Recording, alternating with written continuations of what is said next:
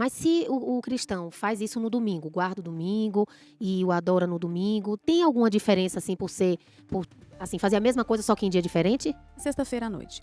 Eh, a lei diz para não fazer nada em proveito próprio, Certo? certo? Se eu posso visitar um hospital, se eu posso fazer alguma coisa nesse sentido, eu não posso prestigiar essa pessoa que está ali e que para aquela pessoa, aquele momento, é muito importante, né? Sei lá se é uma colação de grau, alguma coisa nesse sentido. Eu não posso querer escolher religião do jeito que eu quero. Ou eu sigo o que Deus está orientando, ou então eu posso rasgar esse livro e fazer o que eu quiser da minha vida. Se não importa o que ele disse. As pessoas que eu conheço que são adventistas, o sábado é hard, é muito duro.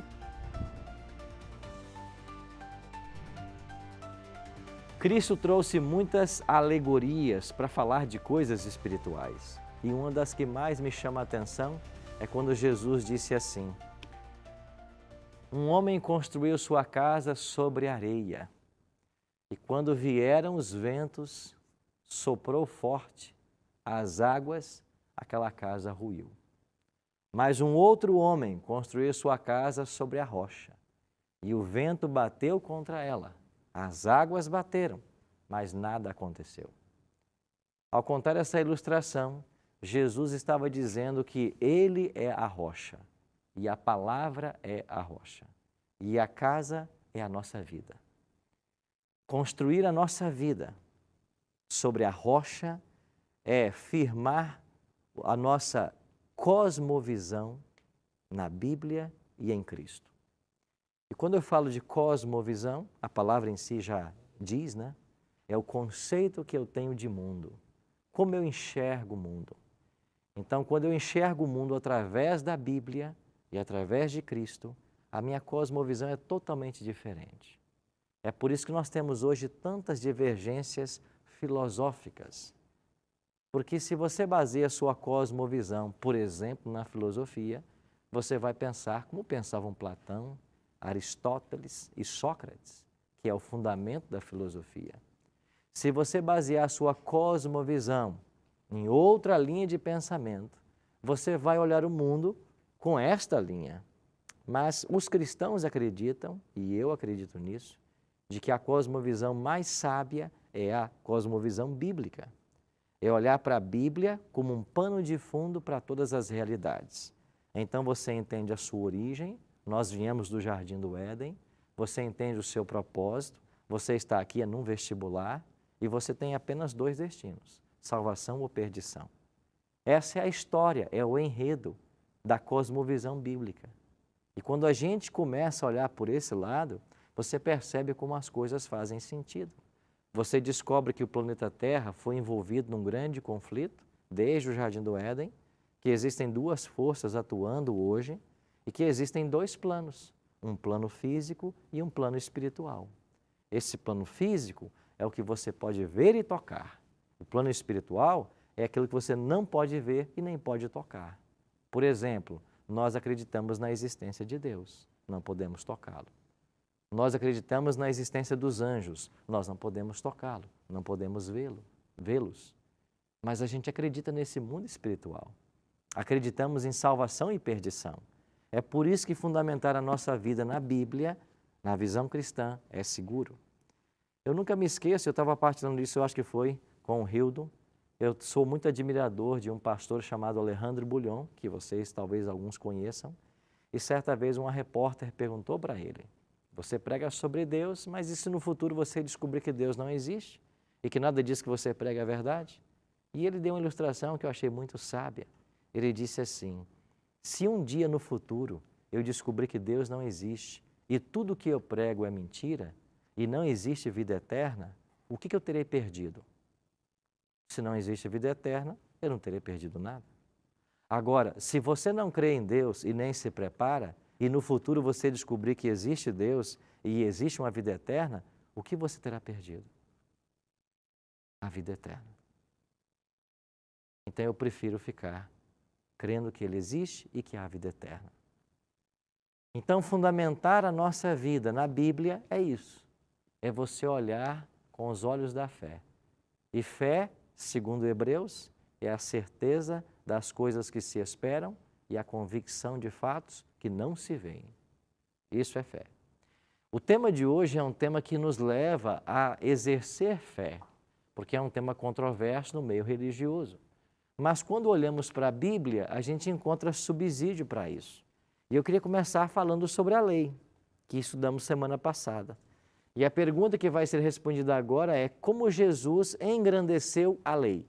Jesus veio e alguns dizem assim, ele veio para anular a lei. Pelo contrário, ele veio para engrandecer. E olha o que diz o Evangelho de São João no capítulo 5. Mateus, melhor, no capítulo 5. No verso 21, Cristo diz assim, ouviste o que foi dito aos antigos, não matarás, e quem matar estará sujeito a julgamento. Eu, porém, vos digo que todo aquele que sem motivo se irá contra seu irmão estará sujeito a julgamento. E quem proferir um insulto a seu irmão estará sujeito a julgamento do tribunal. E quem lhe chamar tolo estará sujeito ao fogo do inferno. Em outro evangelho, Jesus disse, ouviste o que foi dito aos antigos? Não matarás. Eu, porém, vos digo, se alguém odeia o seu irmão, com isso já pecou. Eu pergunto, ao usar essas palavras, Jesus está cancelando a lei ou ele está enaltecendo a lei? Ele está trazendo a lei para uma dimensão que os judeus não conheciam, para uma dimensão espiritual até. Porque para o judeu, o pecado era ir lá e matar alguém, tirar a vida, mas a forma como eles tratavam os gentios não importava. Jesus disse não. O mandamento diz não matar, mas se você odeia alguém, com isso você já está matando. Então Jesus não veio anular a lei, ele veio engrandecê-la. E ele continuou dizendo o seguinte, verso 27, ouviste o que foi dito aos antigos, não adulterarás? Eu, porém, vos digo, qualquer que olhar para uma mulher com intenção impura, no coração, já adulterou com ela. Então Jesus cancelou a lei? Pelo contrário, ele exaltou a lei e ele a trouxe para uma dimensão muito mais espiritual e profunda. Se para o judeu o pecado era ter o ato sexual, Jesus diz que é muito mais que isso. É você cobiçar a mulher, é pensar em ter a relação com ela. Nisso você já adultera. Então Jesus não veio cancelar a lei, como ele disse lá em Mateus 5, 17 e 18. Ele veio para engrandecê-la e torná-la gloriosa. Aí uma outra questão. Quantos são os mandamentos da lei? E eu gosto de Deuteronômio 4,13, porque esse é o único verso da Bíblia onde aparece a expressão os 10 mandamentos. Deuteronômio 4,13 diz assim, então vos anunciou ele a sua aliança que vos prescreveu, os 10 mandamentos, e os escreveu em 2 tábuas de pedra. Então é aí, em Deuteronômio 4,13, que aparece a expressão os 10 mandamentos. Em Êxodo, você tem os 10, mas lá não diz assim os 10 mandamentos. Então, Deus deu em sua lei 10 mandamentos para que fossem observados. O que disse Jesus acerca do 4º mandamento da lei, que é o foco do nosso estudo hoje? Em Marcos 2, 27 e 28, Jesus acrescentou, o sábado foi estabelecido por causa do homem e não o homem por causa do sábado, de sorte que o Filho do Homem é Senhor também do sábado. O que Jesus quis dizer com isso? Ele estava sendo criticado pelas obras que ele fazia no sábado. E que obras Jesus fazia no sábado? Jesus pregava o Evangelho, Jesus curava os enfermos, Jesus perdoava os pecados. E quando os judeus viram isso, disseram para Jesus, você quebrou o mandamento. Mas quem disse que fazer bem ao sábado é pecado? Quem disse que pregar o Evangelho, curar ou perdoar era pecado no sábado? Aonde está isso no mandamento? O que o mandamento proibia era que Jesus fosse para a carpintaria no dia de sábado confeccionar algum móvel. Era isso que o mandamento proibia. Não que ele fosse pregar o Evangelho, curar as pessoas. E então Jesus argumentou com esse texto. Ele disse para os seus acusadores, o homem não foi feito por causa do sábado. Deus não precisava do homem para descansar num dia. Deus precisava de um dia para que o homem descansasse. Então foi por causa do homem que Deus criou o sábado. Porque Ele sabe, como nosso Criador, de que em cada semana nós precisamos parar um dia para descansar. E isso é tão verdade que o ciclo semanal estabelecido por Deus no Jardim do Éden, ele nunca se perdeu. Nunca se perdeu. Tem pessoas que questionam se hoje, de fato, é o mesmo sábado que o sábado lá do Éden, depois de milênios de história. E nós não temos como ninguém provar que o ciclo semanal tenha sido mexido. Sabe por quê? Porque quando você olha para a Bíblia, você descobre que Deus criou astros para governar o mês, o dia e os anos. Mas você não tem um astro para governar a semana. Então, quando a Terra dá uma volta em cima do seu eixo imaginário, você tem um dia. Quando a Terra dá uma volta em torno do Sol, você tem um ano. E quando a Lua, no seu ciclo de 4 fases, rege as marés e influencia a Terra, você tem um mês. Agora, qual é o astro que existe que coordena a semana?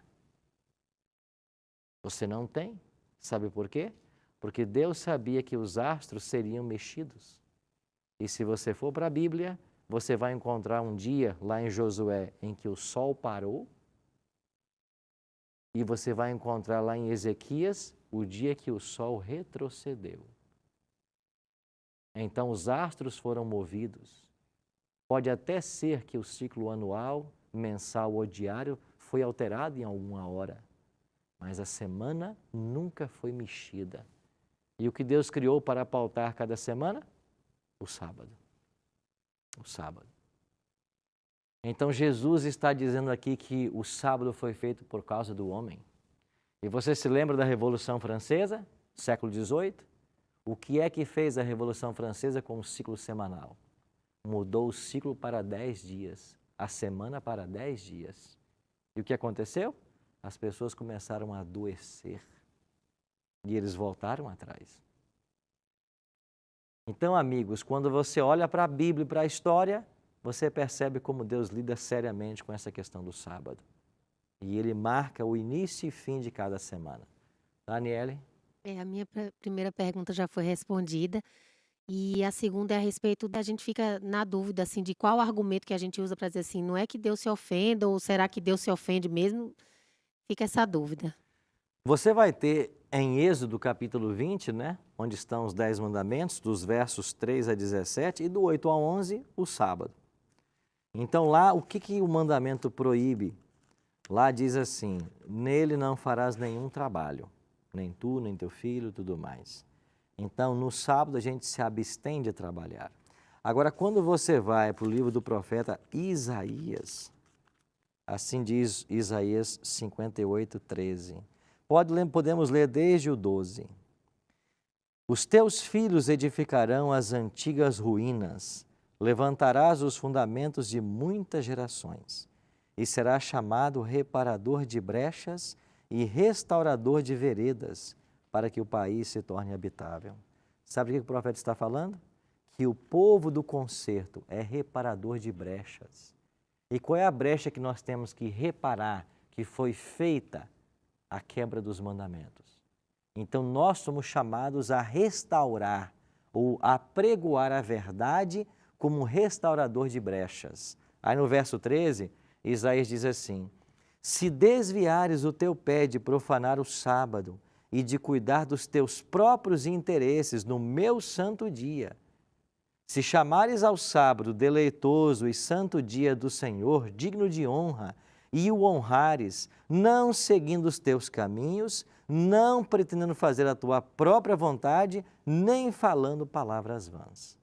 Verso 14, então te deleitarás no Senhor teu Deus, e eu te farei cavalgar sobre os altos da terra, e te sustentarei com a herança de Jacó teu pai, porque a boca do Senhor o disse.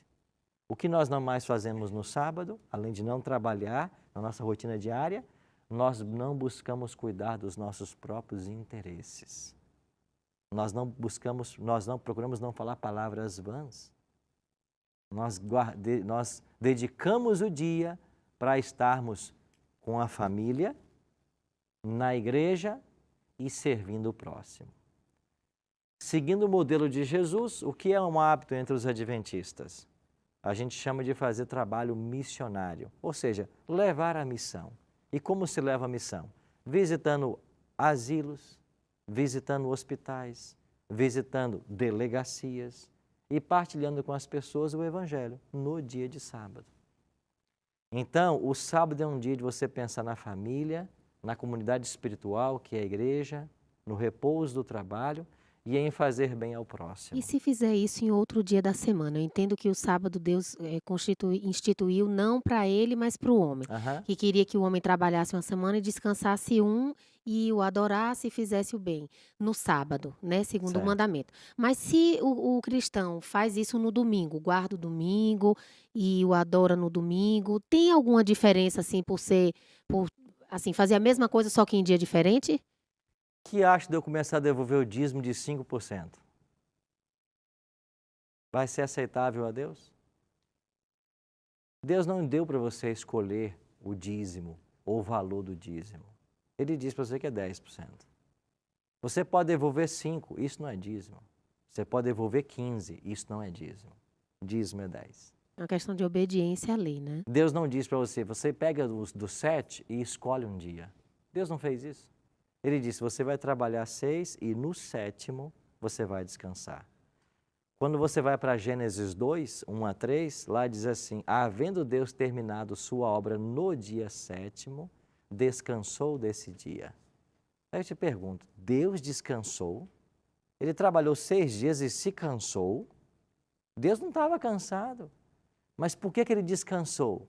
Porque ele deu um exemplo para você.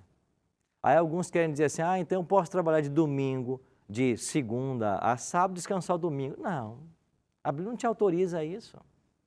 Em toda a Bíblia, você vai encontrar o sábado sendo observado. Por que é que o povo de Deus, em algum momento da história, quer seja no Antigo Testamento ou no Novo Testamento, não escolheu um outro dia então para adorar? Por que alguém não fez isso? Porque não é lícito. Então hoje quando alguém, e eu já ouvi líderes religiosos influentes ensinarem isso. Não, Deus santificou, foi o 7º dia. Você trabalha 6 e escolhe o 7º. Não, Deus nunca ensinou isso. Deus disse, você vai trabalhar 6 e o 7º dia, que é o sábado do Senhor teu Deus, é isso que está escrito. Então eu não posso querer escolher religião do jeito que eu quero. Ou eu sigo o que Deus está orientando, ou então eu posso rasgar esse livro e fazer o que eu quiser da minha vida, se não importa o que ele disse. Então, o que a gente evita fazer no sábado, voltando à sua pergunta, aquilo que é do meu próprio interesse, certo? Então, é do meu interesse terminar minha faculdade? É, mas eu não vou na aula no sábado. Isso é meu interesse. Eu não vou na aula no sábado. E os adventistas não vão, entendeu? Eles fazem ajuste com os professores, eles se formam. Alguns passam por mais dificuldades do que outros. Alguns vão ter que passar aí 6 anos para terminar uma graduação, mas é o preço de sua fidelidade a Deus. E essa fidelidade, ela vai ser recompensada. Terminamos o bloco com 2 mãos levantadas para perguntas. Iana? Como a Daniele disse, né? Você tem um parente, um primo, um filho não, sei lá, um parente próximo que não é adventista e está se formando e vai comemorar a colação de grau, alguma coisa assim, e vai ser na sexta-feira à noite ou também no sábado. O sábado, depois do pôr do sol, tá tudo certo. Aham. Mas na sexta-feira à noite, a lei diz para não fazer nada em proveito próprio, Certo. certo? Se eu posso visitar um hospital, se eu posso fazer alguma coisa nesse sentido, eu não posso prestigiar essa pessoa que está ali e que para aquela pessoa, aquele momento, é muito importante, né? Sei lá se é uma colação de grau, alguma coisa nesse sentido. Talvez até um casamento que a pessoa vai fazer. Talvez até um O que casamento. acontece muito aos sábados, não é isso? Isso, não, mas um sábado à noite, depois Que do pôr do fosse no sol. sábado de dia. Uhum. Não temos nenhum problema em ir lá. Você ir numa festa de casamento de alguém no sábado, você está prestigiando o seu conhecido, o seu amigo, e você está ratificando com a sua presença a aprovação a essa cerimônia que é bíblica. Agora, por que nós adventistas não casamos no sábado? Porque o casamento envolve um grande preparo. Isso. E esse preparo certamente ele faria quebrar o sábado. Como mexer com roupa, salão, ornamentação. Então é por isso que nós evitamos isso no sábado. Agora, outra pessoa que não é adventista vai se casar. Nós não temos nenhum problema em prestigiar essa pessoa estando na cerimônia dela.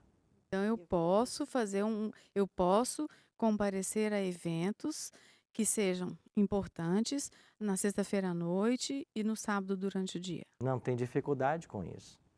Desde que esses ambientes sejam ambientes que eu possa estar. Às vezes você vai ter uma formatura e depois vai ter um baile. Aí onde se coloca uma música que eles desejam e começa uma grande festa. Quer dizer, eu iria para a colação, eu não ficaria nessa festa. Então é um critério de um ambiente também que você está, certo? Não é transgressão. Não, Ok. certo? Amigo? Bom, pastor, a minha pergunta era mais ou menos igual que a Daniele fez, né? Aham. O que fazer no sábado, né? Então, devo entender o seguinte, eu não posso fazer nada Para o meu para o meu benefício. benefício, Aham, mas que eu possa fazer em benefício de outra pessoa, desde que não haja remuneração. certo. E que também o sábado não é um dia para ficar em casa dormindo, é mais Não ou é menos também. isso. É um dia de atividades espirituais, certo?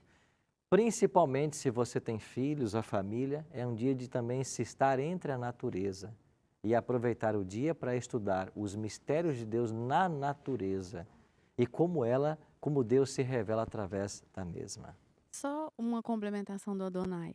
As pessoas que eu conheço que são adventistas, o sábado é hard, é muito duro, porque você vai a lugares que necessitam da sua presença.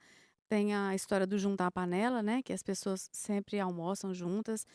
E é um dia duro, é um dia de trabalho duro, porém sem nenhuma remuneração. E Pelo menos. trabalho espiritual, né? Isso, E você está na exatamente. igreja Isso. auxiliando alguém. Aham, Essa é toda a questão exatamente que nós isso. precisamos cuidar.